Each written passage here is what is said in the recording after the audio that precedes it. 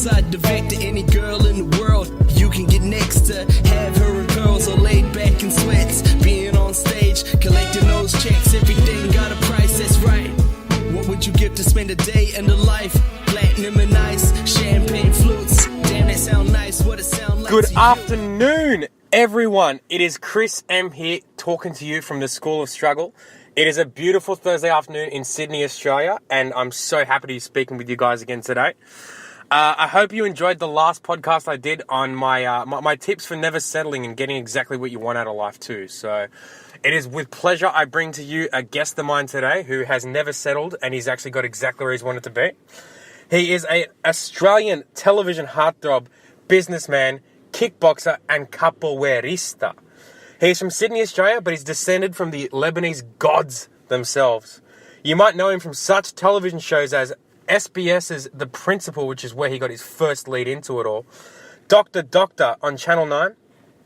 Last year, for the first time, he got an opportunity to hit the theatre stage too, and I can guarantee you it won't be his last time, playing a very pivotal role of Uday Hussein. I apologise, I fucked that up, but we'll move on anyway. A crazily captivating role in Bengal Tiger and the Baghdad Zoo.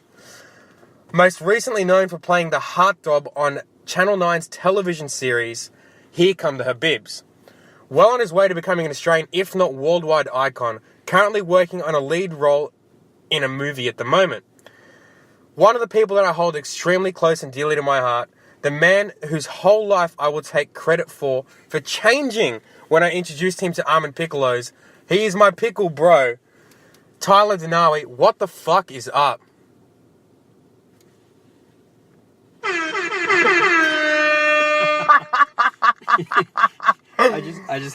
I had to do that. Oh man, there's been some stuff happening prior to this, and that was great. After that massive introduction, I just had to let those horns go off. We in the building. We in the building.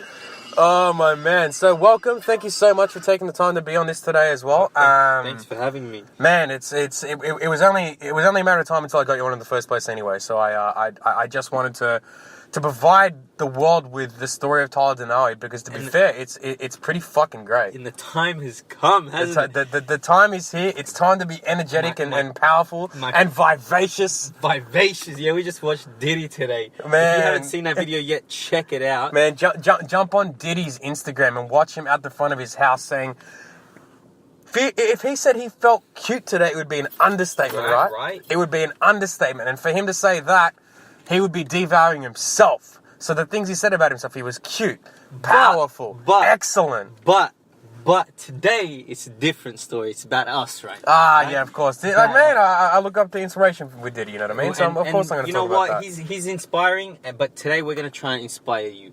That's the whole point of this, man. And 100%. I'm so happy to be sitting here with my pickle bro. As he mentioned, how that came about is he's the first one. I've never been big on changing your milk in your coffee, right, but there's just a nice quality to having almond milk in your piccolo. And it's an acquired taste, to be fair, for the first time you try it. Like, for a story, I took my mother out for coffee one day, maybe two years ago or something like that. And I ordered her an almond cappuccino, and she spat it out after the first sip. She spat it out after the first sip and said, "Why did you try and kill me?" Yeah, but cappuccino's taken it a bit too far, I think. But she said I tried to kill her. I think that's taking it a bit too far, in all honesty. Yeah. But again, perception, right? Like, yeah. Oh man. Well, so today, yeah, we've got a captivating, vivacious story. Vivacious. So I'm happy to be here sharing. I'm going to share with you guys about. You've invited me here to talk about. Yeah, man. So School of Struggle. Let's get into it and help some people get through some struggles through the stories of made men like yourself, right? So, Tyler, men. Yeah, that's right. So, for the people that don't know who you are, right? So, Tyler De Nawi, who is he? Where did he start out? Where did he get his lead into the man that he is today? And tell us a bit about yourself. Yeah, Tyler De Nawi. I'm currently, as you mentioned, known for a couple of different roles on TV. Yep. Here Come the Habibs, The Principal. I've done the theatre, the show, to name a few. I actually had a Which I heard was sensational too. I unfortunately didn't get an opportunity to see it, but I heard that you were fucking crazy. They said Tyler De Nawi is is what is terrifying. It's terrifying as Uday Hussein. I went to some dark places to play that role. I see it. And trying to let go of it now as well. But yeah, that was an experience. For me, that was another goal that I wanted to put that I put down for myself to. I wanted to become an actor. That's who Tyler De Nawi is. You know, some might know that that's a stage name, and it was a stage. Of course. name. Of course. That's a stage name. Tell everyone listening about that a little bit. About where the stage name? Tyler De Nawi for me was the name that I envisioned to be up on the posters, on DVD covers, on the billboards one day. You know, as the name that is attached to the film that sells the tickets and puts on a show. I've been in showbiz since I was about 15 years old. Yeah, cool. And it's funny how it's turned into becoming an actor. But for me, I was always trying to put on a show. Yeah, right. I was part of a. I was a dancer. I was a dancer / acrobat, and I performed on the stages in restaurants, nightclubs. I have probably performed in like, I think I counted it once, maybe 2,000 weddings. That means I've probably been to a lot of people's weddings here in Sydney and Australia. Dude, that's crazy. That people don't. That they might not know of me. Wow. Like they might not know that this is that dude that the same person. Like if you got wedding videos where you had Brazilian dancers, look through them because I'm probably this little kid with dreadlocks on his head, backflipping through your. I forgot you had dreads. I remember seeing the photo that you showed me. I'm actually going to make sure that I get a photo and put it in the show notes. Oh wow! So I mean, it started there. So. You know, I took to martial arts as a kid, growing up, being influenced by the action flicks. I never knew I wanted to become an actor, but I started by, you know, being so inspired by, you know, cheesy 90s action films. You know, Jean-Claude Van Damme was the biggest inspiration for me. I think it was inspiration for everyone. For a lot of us. For a young male, like that was a big thing, right? Of course. I got to meet him last year. I remember seeing the photo. Yeah. Was that a big thing? Did you feel like that was a massive thing for me to be able to like to meet the guy that really inspired me to take up martial arts as a kid, and I have the pose next, like I'm posing, I'm throwing up my kick and he's blocking it, and I Did you get a chance to speak to him? Oh yeah, I did. For a little while? Not for a little while. Jean-Claude Van Damme's an interesting guy. Is he? Because like you could probably tell, right? My question based off that was probably going to be more based around when you meet a hero, some people get really disappointed. Were you disappointed or were you fucking stoked? I'm because someone's going to be asking this about you one day. Yeah, true, right? You know what I mean? Someone's going to be asking this about you one day.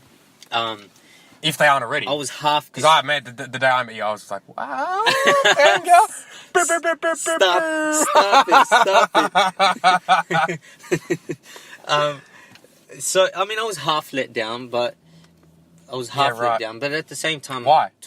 Well, because he was in a rush, he was all over the place. I mean, but you can imagine, you got to understand, like, someone like him who's a star, I think that he's been through it. He's older. Yeah, it's probably more novelty for him now. Yeah, quiet time. Like, he's just a dude at the end of the day. Yeah, he's human. Yeah, he's an older guy now, and I'm 27. He wasn't like I'm a kid that's starstruck. Yeah. But nonetheless, it was all part of, like, it was such a special moment. Still. Yeah, and that's what I love about it too. You know what I mean? Because it's beautiful to see that. But I'm just interested to see what it'd be like meeting your childhood hero. But please continue the story, please. I think next one I might be meeting soon is Sloane. Oh, for real? Yeah, that'll be interesting as well. I just recently watched the whole Rocky series. Too. Nice. Quite inspiring. And he's still going, right? He's still, you know, what he did with Expendables. Anyways, that's so off topic. We can get into that later. It's all good. Yeah. Talk to me about the rest of the story of Tyler De Nawi. So you were inspired by these people. You had an opportunity to meet that fucking powerhouse of a human, JCVD. You know what I mean? Like. But before that, way back before that, it was like just the martial arts that I got into. I never thought that I'd become an actor, for example. But I was like just a kid growing up. You know, I grew up in a little town called Riverwood in southwest Sydney, which was a little bit rough, you know. It was housing commission, you know, the working class. It was a very funny area, you know. Like, I grew up on a street called Endeavour Place. and right. And that was like my first taste of the reality of Australia, you know, living in housing commission, Endeavour Place. If you don't know, the Endeavour was the Captain Cook's ship that landed him right here in Australia for the first time. But then I moved around that suburb a little bit as well. I grew up on a street called Florida Crescent, and my grandmother was on Minnesota Avenue, and all the streets surrounding that. It was Kentucky, Tennessee, all these like American states, right? Next door is Beverly Hills, but like so different to what you'd think of. You know, it was the ghetto almost. It's not the same Beverly Hills for anyone listening that might not know either of those places. It's definitely not. Not the same Beverly Hills. Definitely not. So it was like growing up in my own little weird American ghetto. Yeah. You know, because there was like, you know, the guys growing up there, it was a bit rough. There was drugs. There was this and that and fights and whatnot. You know, things you hear on the news. I grew up around, and I think that also drove me to want to escape that and make something of myself. Okay. Because it's like, I couldn't accept that was my reality. That was going to be, you know, like being surrounded by all that, you know, the violence, the drugs, the junkies, all of that stuff. I had to do something. I didn't want to be, you know, limited by that. Right. So, yep. So no limiting beliefs between them. Of course. So that's, I think, one driving force, and it's like you save up these things inside you. They build up this fire, and you know, when I took to martial arts, that was my escapism. You know, to do a discipline like that got me away from being in trouble. Yeah. With all the rest of the gangs, and then that's when I discovered that this whole acrobatic side to the martial arts, capoeira and all of that, and I said it right, eh? Yeah, you did. You did. Capoeirista. Go on. So that became everything for me. I became obsessed with it, and in saying that, I think there's a certain like obsession you must have with any of you, with the craft that you have to be good at it. I wholeheartedly agree. You need to have a real passion behind it for you to actually want to pursue anything and be great at it. It's to be an expert. Yeah, well, to be a subject matter expert in anything, you got to be fucking on point. You got to really, you have to care about it. You really do. You really, really, really do. No matter what it is, you know what I mean? Yeah, caring about it. Of course. But please go on. Giving. It's funny. Like right now, sitting on the dash, there's this book.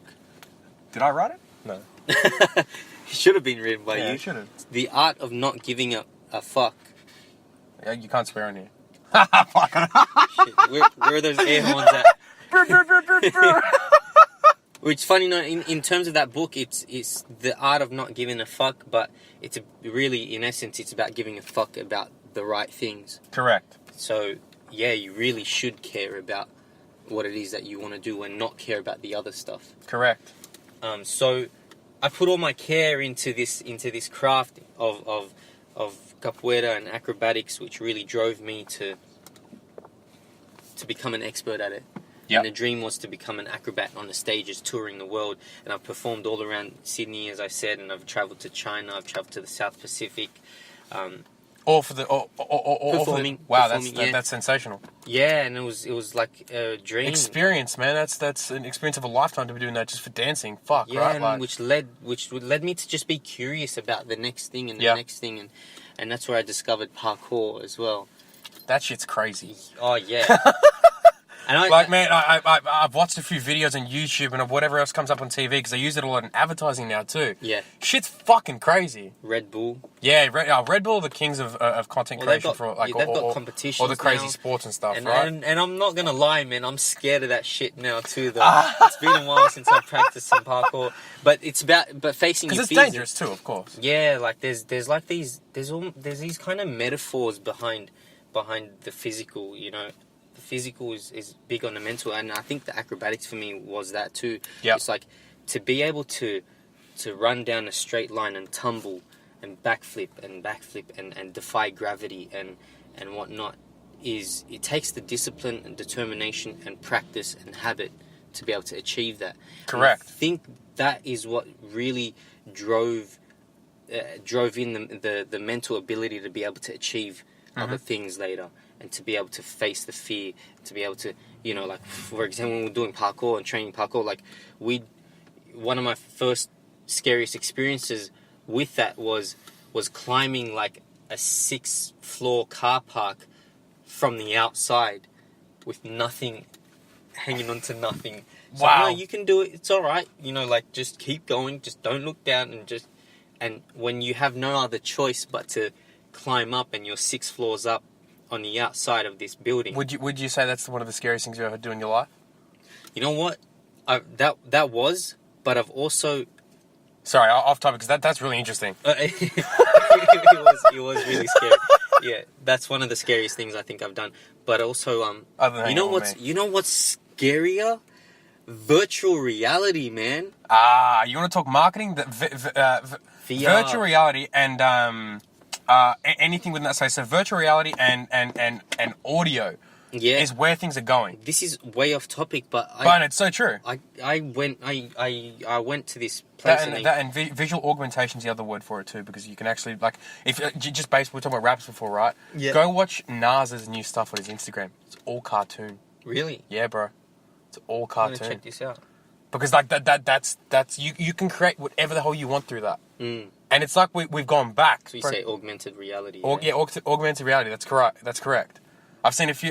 Like I think there was a commercial I saw. It was just online for a tennis competition. So like might have been Wimbledon or something like that. But it was fucking like really cool because it looked like it was done by a drone, but it wasn't. It was augmented reality stuff. Wow. It's crazy. Sorry, go on, please. I was just saying the scariest thing being virtual reality that I got. You know, I went to this place and they would tell, it was a test. They were videoing. You know, when they were first testing out virtual reality, I got invited to go down there and they put this whole gear on and they set me in a green room and they're like, okay, what are you scared of? I'm like, heights. I shouldn't have said that, because the first thing they do is put you on a building. You go up an elevator, and as soon as you kind of go into this reality, like it feels real. Like everything around you feels real, even though it's animated. And they put you into an elevator, and you go up about 80 something floors, and then elevator opens up, and all that there is a beam that goes out onto a massive skyline, and birds flying past, and they tell you to walk out onto this beam, and eventually they tell you to jump, and it was the scariest thing ever. But yeah, and it felt real. So I jumped. But that says a little about your conviction too. That's fucking great. Like, yeah, obviously mentally but I guess. So yeah. I've died once. And you know what the funny Tyler thing? De Nawi, he's a cat. You know what the funny thing is that Team 9 Lives. right? Team 9 Lives, yes. Parkour, check him out. Of course. How funny is that? Yeah, that connection. Yeah, of course. So I got 8 left. And you know what the funny thing is that I did that the day I opened up the play and playing Uday Hussein. Oh wow. And Uday Hussein is dead. Not Usay Hussein. Not Usay Hussein, whatever you said. Hey, so just rolling back to like 20 seconds there. You said you got 8 left, so don't fucking forget that. Right. Go take some leaps. Just that's it. That's just from Chris to Tyler. But anyway, go on. Thank you. No, and that's what it's all about. We've got to take leaps, and getting to achieve the things that you achieve in life is having the courage to take the leaps and having no shame and facing it and connecting with people and being out there and like, I'll just cut straight to the chase, I can sit there and tell you my whole story about how I got there, but when I wanted to do what I wanted to do, nothing was going to stand in the way. I wasn't waiting for my agent. I wasn't waiting for, and even to the point of getting to an agent, when I was in the acting classes, and I decided that's what I want to do. I'd go to drama class, I'd find a way, I'd connect with the teachers, I'd sit at the front, I'd go first, and just soak up and really obsess over being the best at what you do. As we said before, obsess. And just from what you've told me in past conversations and stuff too, and you just said it then, you didn't wait around for someone else to give you a leg up. You fucking hustled to get where you wanted to yourself, right? So you should be just like we did earlier today. We started hustling for you today, right? Yeah. So you'll see some stuff happening in the world soon. But yeah. and you might get 1,000 no's. But you get that one that's like, holy fuck. Yeah, and you'll get a yes. And strategy and taking you know, I get it, man. I get it. So look, let's just roll into the next part of the whole conversation. To be fair, like we have an idea of who you are. Well, they do. Obviously, I know who you are, and you're one of the best people I know. But they have an idea of where you are, what background you came from, what you did to get to where you are today. Now let's go into some more questions based around, you know, the acting is obviously a big thing. You know what I mean? You went from an SBS series to a show on Channel 9 to your own series on Channel 9 essentially, which went fucking crazy as well. Yeah. That and one of my biggest things, obviously, you're doing a movie at the moment, a feature film. But my question is, how do you prepare for a role? Because obviously you said that you had to do some crazy things to prepare for that role as Usay Houdain. You had to do some crazy things to prepare for that, right? So take people through the process of that, because that's, as we mentioned in this, that's a lot to do with the art form. You've got to fall in love with it. You've got to find the process, and you've got to get the right strategy. So your art form is acting and being present in that character doing at that time. Doing justice to a character, especially if it's a character that's already existing that you have to do. You're not creating that at the same time too. Yeah. Let's talk about the process on how you get to that mentally, and what do you do mentally or physically to do that? It's a lot of work goes into, and there's so many different processes, and this comes from being an actor, and there's so much homework that will go into a character, and it comes down to, you know, whether that's reading articles about the story that you're being a part of, for example, the topic. There's your own kind of research where you, for example, you can, after you've journaled about your character and write about your character from the character's perspective or whatnot, and find little idiosyncrasies and stuff, and then taking your character out in public, in being in that mental state, and then going into a public place and kind of living it for a little bit. Yeah, right. And your perspective on that, and again writing and watching and developing, and it all comes with rehearsals as well, and you find it with the director too, because being an actor is a collaborative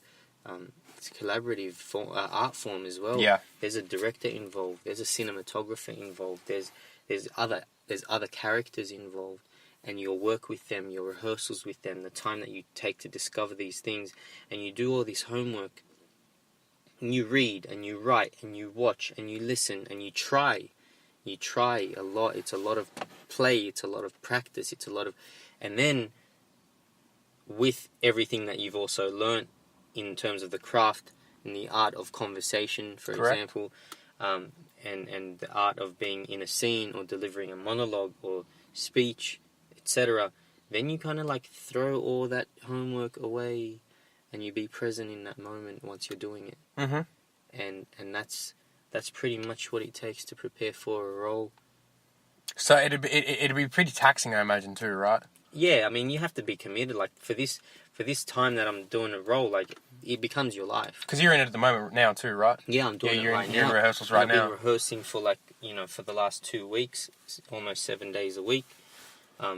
And there's a few more days getting ready before we get prepared into going into shoot. Cool, and I'm excited for that too. To be fair, more so for you, it's your first opportunity to be as in a feature film. In a feature film, you know what I mean? So it's that's exciting, you know what I mean? So with that, you're saying you have to do a lot of reading and all that stuff too. Like, to get where you are today, you've obviously would have had to have been someone who did a lot of personal development and learning to get where he is.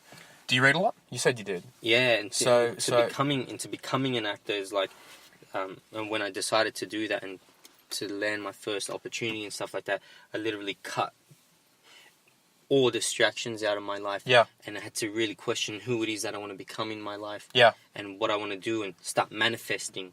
Manifestation is very powerful. And reading, it's huge if you can use it correctly. Yeah, I mean, if you're envisioning where you want to be first before you do it, and being so specific with that as well. Yeah, I remember hearing someone say, like, if you want a Lamborghini, think about the trim in the doors. Think about how the door goes up as opposed to going. So, like, think about the wind going in your face as you're driving down the road from the Lamborghini. What the car smells like on the inside. What color the trim is and all to the stuff as well. You know what I mean? Like, that's quite specific. Well, the more specific you are, the more likely it is the goal's going to happen. You're going to attract it. Yeah. You're going to attract it too. So and reading books and staying, like, I mean, you can. A lot of people just look at memes and stuff on social media, for example, but and they'll give you one thing, but there's nothing like picking up a book, an actual book, an actual book, and gaining, because mentors are what are gonna help us to achieve the things we want to achieve, and give us the mindset and encourage us. And if you don't have a literal physical mentor there in front of you, the next best thing is a book. Correct.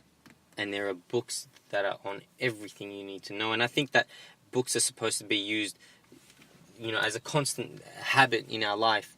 And 3 books that I can just quickly name out there that, you know, in being like aspiring to get to where I've gotten so far. Ones that have helped you along the way, helped me along the way is there's How to Win Friends and Influence People. Amazing book. Yeah, because as well, like, we live in a world with people, and you're not going to get anywhere in the world on your own. And you need to know how to be with people and work with them as well. So that's, and I can admit that I haven't done the best job at that, but always recapping, rehashing, and mastering that as well is another thing. Another book is The Power of Habit by Charles Duhigg as well. That's another great book that really influenced me too, because it talks about the neuroscience of the brain, and once you understand how habits work, and bad habits even, then you can recreate good habits in your life, and habits are another thing that get you to where you want to be. Daily practices of things happening, you know, constantly is what's going to get you there. You know what I mean? Like, for someone training at the gym, you know what I mean? Rep after rep, you get to the goal you want to get to. You know what I mean? If you're not eating correctly, going off that, you're not going to get to. Failing is another you have concept, to. You have to fail, because like there's a muscle growth. You know, so I remember a specific instant at your birthday. You were saying, "Fuck, I've hit every goal I ever want to," and all to the stuff, right? You got the TV series, you got this, you got that. How many times did you fail before you got there? On a daily basis. No. People don't see. But my favorite thing to say about it is either you win or you learn, right? Right? Yeah. You win or you learn. Yes. And another book. One is the Power of Now. We digress. The Power of Now, Eckhart Tolle as well, about being present too. Yeah. Another power, a little bit more of a spiritual approach, but I recommend these books to anyone, you know, in their late teens or early 20s that are discovering what it is that they want to do in life, you know. But reading all the time. There's so many books out there that are going to help you. I'll ask you then, so collaboratively, those 3 books will obviously have a pretty big positive impact. What do you think, out of all 3, was the biggest impact that any of them had for you? What was it that... Like, what did you take away from those 3 books that helped you move forward in the first place? You know what I mean? Like, what was the biggest impact any of those books had for you specifically?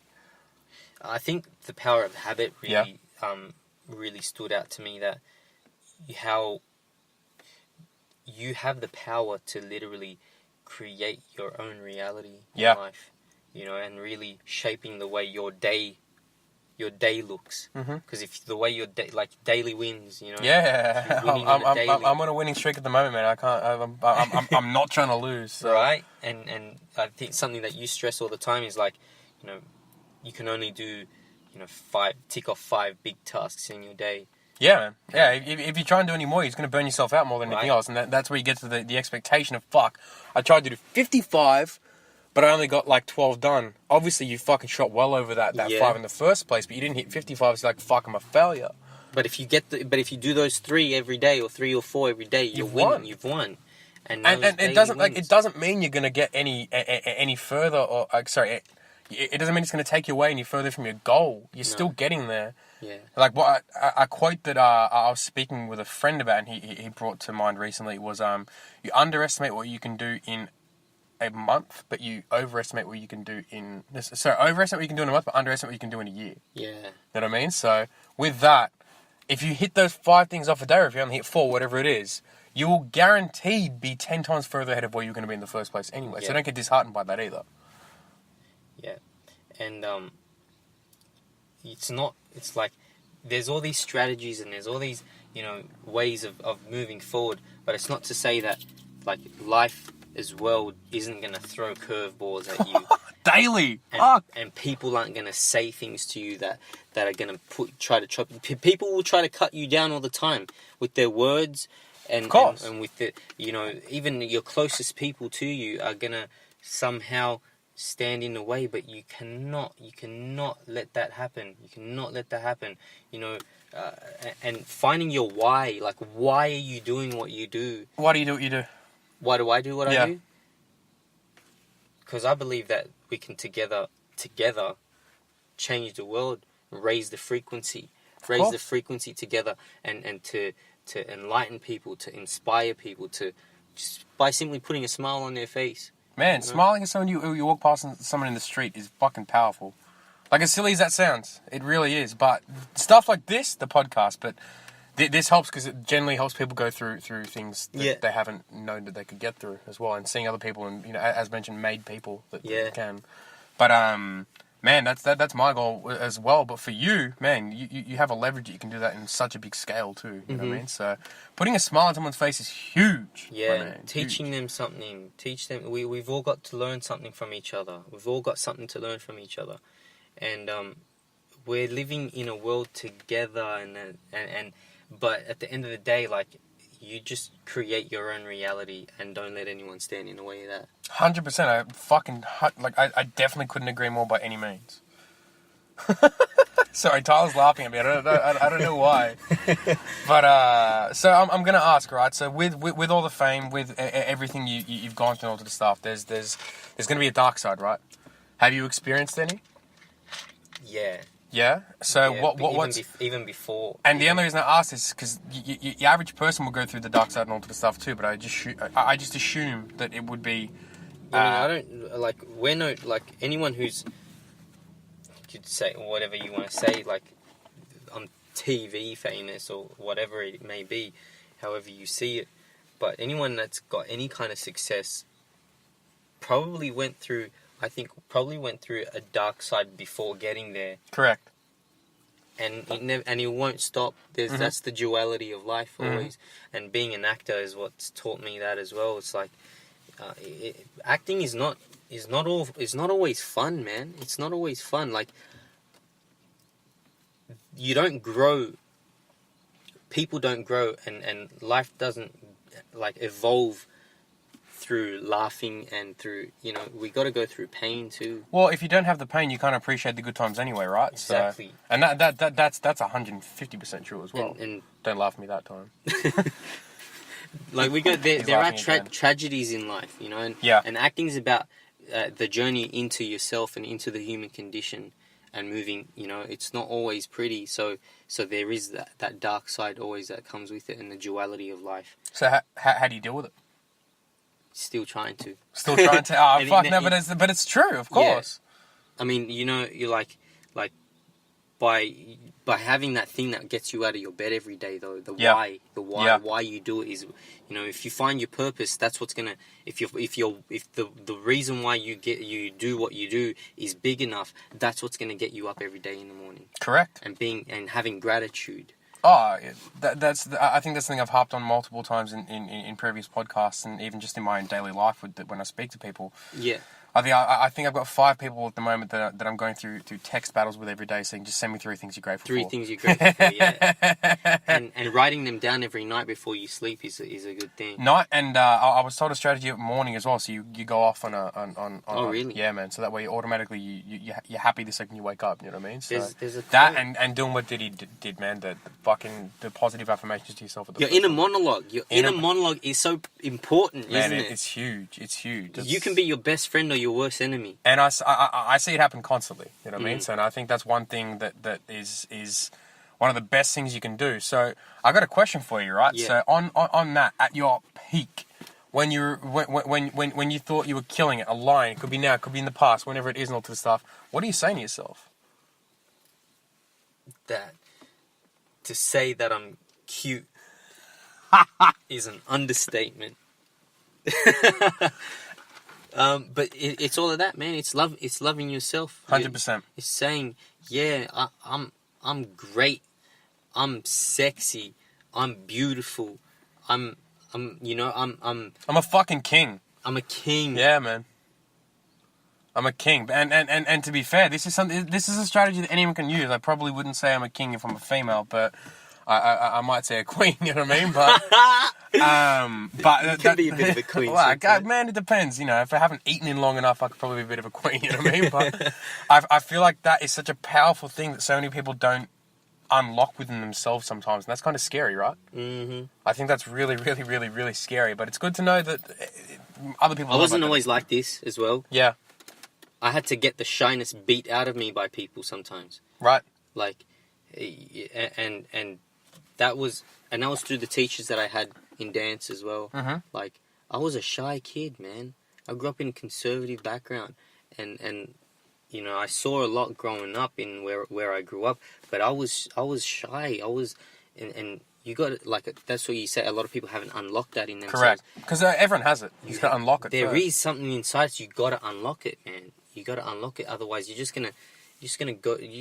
life's gonna go by for you, and you're not gonna experience these amazing things that you wanted to experience or do. Correct. We all kind of know what we want deep down inside us. You know, people like, oh, I don't know what I want to do. No, you know. You know. And if you don't know, go and try stuff. Correct. Go and try. Action cures fear. Yeah. And the more that you explore new things, the more things you'll realize you like, and then you'll start gravitating towards something that you didn't even know that you wanted to be a part of, and it becomes your why. That's right. And like it's fucking huge, I believe. You know, I was thinking about that concept before about, you know, what to be led by. You know, your heart. Your heart is this beautiful thing that kind of knows what it wants, and oh, this is our conversation earlier, right? Yeah, of course. Conversation earlier about this. So, like, let me ask you the question then on that, because I think it'd be great for the people. If you were to tell someone how to live their dream, would you say that they should lead with their heart or head? I came to the conclusion that it obviously is a little bit of both. Yep. But I think that it's something bigger, but the bigger part being your heart, because your heart knows what it wants, and I was thinking about this concept the one we were talking about, where a friend of mine who's a dramaturg was one. He was sitting around with his friend, and they were drinking, and they were drunk, and they were watching people walk by as they sat down, and they're like, Jesus, like, people, the way they walk, like, a lot of people are ugly the way they walk, and I guess they were just kind of their posture or stuff, right? Yeah, the posture is cool. Like, you know, some people like walk around looking like they're all hunched over, they're like monkeys, or they, you know, and he's like, there's got to be a better way for a human being to walk. What's the best way for a human to walk? And there's that kind of conventional you know, understanding that we have, or that we've heard of, where, you know, shoulders back, head straight, whatever, putting a plate on your head and trying to have a good posture, and that being important for confidence and whatnot. But they started to discover, and this has got to do with it as well, drama and the body and voice and all this stuff that we learn about in acting. They started to discover that the concept of having the best way to walk and the best posture is that as if there's a string that it comes out of your heart and is slowly gently being pulled forward, and you realize that if you pretend that there's like a string coming out of your heart in the center of your chest and it's being pulled forward, all of a sudden you feel that your posture is really majestic almost. It'll start obviously getting a lot better, of course. And that's what naturally puts your shoulders back and your head up and being pulled by your heart. So I really like that. That's really cool. It's amazing because it's like if you it's actually a really powerful way to explain it too. Yeah, and if you let your heart lead you like that, You become more confident. You become this. You become that. Because obviously your posture's going to be better. You turn into that king, that lion, that fucking vivacious, powerful your human. heart knows what it wants. Of course. Your heart knows what it really wants. So, and that's something that I recommend for everyone to think about that. Think about the way you let your heart, let this string come out of your heart and take and pull you towards where you need to go. And create your own reality. I love it. And habits. I love it. Look, Tyler, I'm gonna shoot off a couple last questions before we end this up. This has turned out fucking amazing too, by the way. I've been really happy with it. We went on a couple of tangents.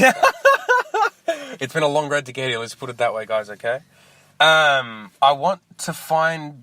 We'll do a quick recap first, right? Okay. So we'll go across everything we said. Tyler De Nawi. An absolutely fucking sensational human that's come from, to be fair, from quite a hard background.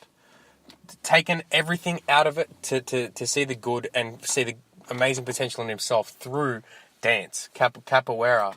That was what actually gave you the confidence to start going to do other things. Yeah. We then walked into a place of acting, right? Mm-hmm. You were reading books to get you into a place of the right mental space and all sort of stuff. Do you want to read all those 3 books off again? How to Win Friends and Influence People, The Power of Habit, The Power of Now. They're just top 3. There's also this new book that we're kind of touching on now, The Subtle Art of Not Giving a Fuck. As mentioned, I think it's pretty understanding that I think both you and I could have written the book in the first place. Right. You prepare for movies by really delving into a dark place almost to get yourself into the right headspace so you can really play that character correctly and all that stuff too, which is fucking beautiful. I love it. You know what I mean? And you gave us some great information on how to lead in to get anywhere you want to go, and it's obviously with your heart for you. Yeah. That, but obviously using the right strategy with your head at the same time too, right? Yes. Now the last question I have for you is what? Because you got, I'd say, right? Because as a man as well, we kind of talked about this before that we've got. I think a man has 3 brains. Like there's one in your head, there's one in your heart, and there's one. Yeah. and I couldn't agree more. I couldn't agree more. Which one you're following? You know? Of course. And look, I'll ask the last question. So this is going to be based around. You seem like you've had some great mental strength through the whole time. Think about where you were at your strongest mentally, and think about a piece of information that he could give you right now to move forward into your next goal that will help the other people too. You don't conform. Don't conform to what you think other people want you to be. Mm-hmm. Just be yourself. Be yourself. Be yourself, and you have to be a man. Be yourself, and continue to live by you know what you want, and people are going to teach you things along the way. Correct. Right? And you're going to learn. You're going to adapt. You're going to change, but do not try to fit in just because other people want you to. Do what you need to do to get to exactly where you want, and don't necessarily conform to anyone else's thought processes. Yeah. I like it. Yeah, don't try. There's something I have hung up on my wall at home, and it's been there since a long time ago. And it says, "Why are you trying so hard to fit in when you were born to stand out?" So fucking simple. Love that. Yeah, simple, I love that. Yeah, that's what it is. Don't try fit in. And we all make that mistake. I'm not gonna lie, I've made that mistake. Of course. I've changed myself to try and fit in a couple of times, and it's and that's why I'm reminding you and reminding myself, do what you want. You could have the answers to so many things in the world. Of course. To change the world, and we're still yet to discover a lot of things. And to heal and to fix and to, there's still, and so that's why I say do not conform, but collaborate. Yeah. And that's another thing I think that we must learn. We got to learn to do is collaborate with each other. And dude, look, once again, thank you so very much for coming on here today. Like I said, I don't think this will be the last time we hear from you on here too. We'll definitely catch you up next time. Hey, thank you so much for coming on. But thanks for having me. Thank you very much, everyone, for listening. I know you will have taken some crazy shit away from this specific one. Tyler's an amazing human, like I've said multiple times, and he's got some great value to provide to everyone too. I hope you've taken something away from it. Leave a comment on the actual podcast on iTunes, and subscribe as well. If you could do that, hit us up. If you loved it, let us know on our socials, and we'll chat to you guys soon. Peace.